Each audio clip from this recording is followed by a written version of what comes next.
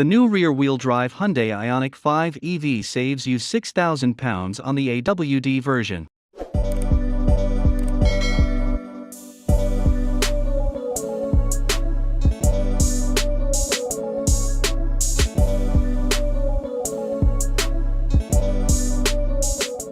This more affordable rear-drive Ioniq 5 has all of the high-tech strengths of the dual-motor range topper, but adds extra value for money into the mix. You lose a little performance, but it's still more than quick enough, has excellent real-world range and blazingly fast charging, while it mixes polarizing looks with decent practicality and a roomy cabin. Factor in fantastic infotainment, enough comfort and strong quality inside, and in this spec at this price, it receives top marks.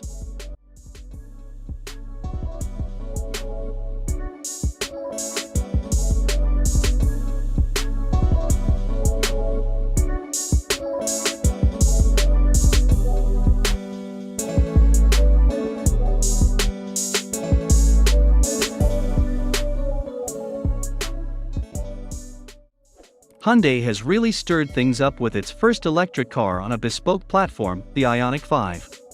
Indeed, the oversized hatchback made enough of a splash to earn our coveted Car of the Year title. It did so in range-topping Project 45 specification though, so we've been curious to see whether more modest versions have the same appeal. Now's our chance to find out. There are 7 versions of the Ioniq 5 on offer to UK customers, with a choice of 3 powertrains. This 73 kWh premium spec car features a rear-mounted electric motor with 215 bhp and 350 Nm of torque, which means that it also offers the longest official range of any Ioniq 5, at 300 miles. This car's 7.4-second 0 to 62 miles per hour time isn't as fast as the dual-motor model's 5.2 seconds, but it does bring a useful saving of just over £6,000 on list price.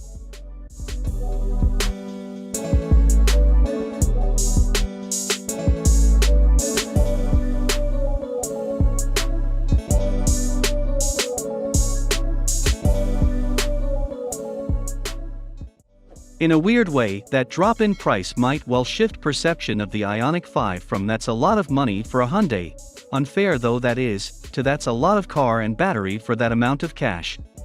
And the good news is that rear-drive Ioniq 5s, even those with the smaller battery, still have cutting-edge 800V tech.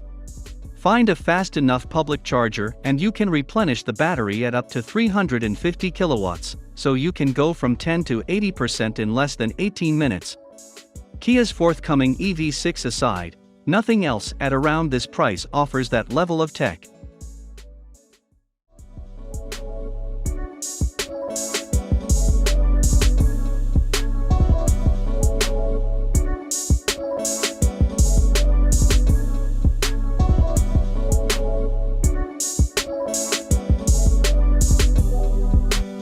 On the road, this Ioniq 5 feels almost as impressive as the full-blown version. Instant electric motor punch means that it feels quick from rest, and while it's only brisk at best beyond that point, losing one motor doesn't save much weight, so it still weighs more than 1,900 kilograms, it's perfectly acceptable in most situations. The lack of a front motor means that sheer geography places you further away from any electric whine too, so if anything it's more refined.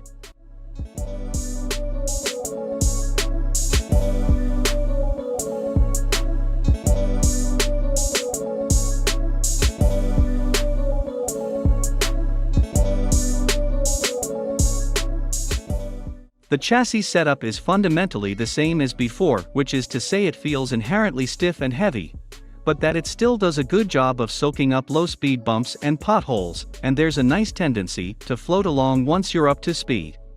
There's a bit of patter from beneath, but in general it's a comfortable experience. In a straight line this is more than acceptable, indeed, it's refreshingly focused on something other than Nürburgring lap times, we'd argue, and premium specs 19-inch wheels help further with this. In corners though, the light steering and more relaxed body control mean that the Ioniq 5 requires a second stab at sorting itself out if you start throwing it around.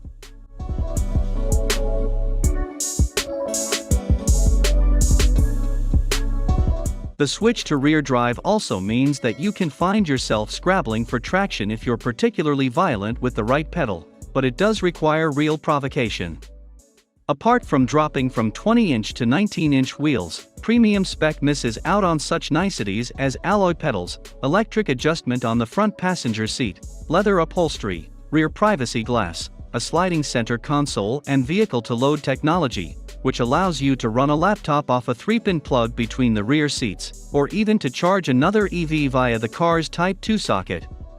The last of these elements can be added as a 365 pounds option.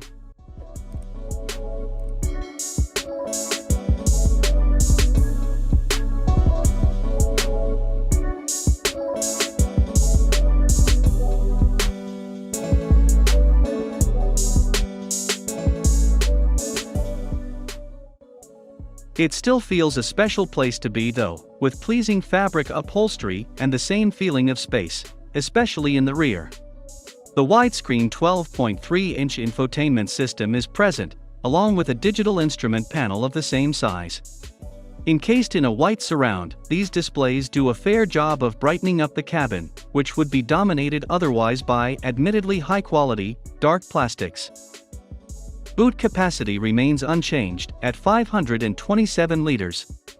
This is achieved through width and length, mostly because the space itself isn't particularly tall.